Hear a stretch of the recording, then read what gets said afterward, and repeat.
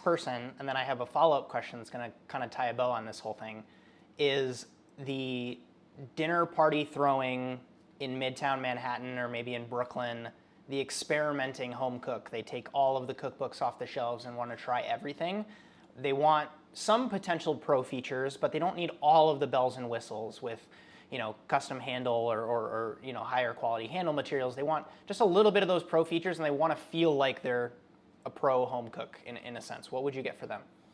That pretty much all the guys can really fit that, right? So it's hard to say.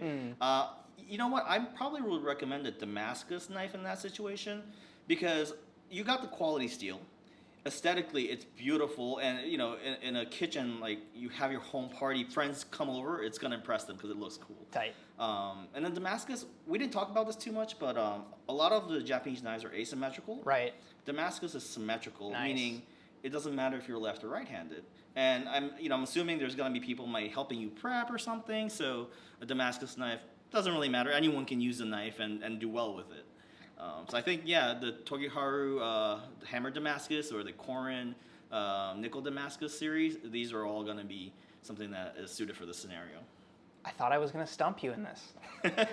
We didn't rehearse at all, and you just crushed it. I do this every day, right? That's right. Every single thing, the show notes for this episode are going to be very robust so that people can have, if you mention a brand or a line, it will be linked in the show notes or in the description of wherever you're watching this. So you can, if you're hit a time, and we'll do our best to timestamp it too, so that if you're listening and you're on the train right now and you're like, oh my goodness, I am that person. Right.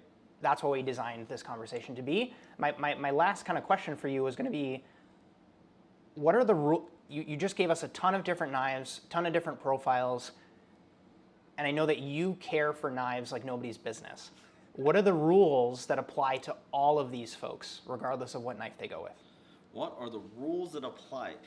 One thing that I always like to say for a knife is that don't be afraid to use it. Don't be afraid to sharpen it, and then scratch it up a little bit, because a knife is a tool, right? So whatever it is, if remember that, because some people buy a knife and they're like, it's so beautiful, I don't want to use it. But I don't know if I talked to you, I've talked to some of the blacksmiths in Japan, and they really take pride in how sharp and functional these tools are.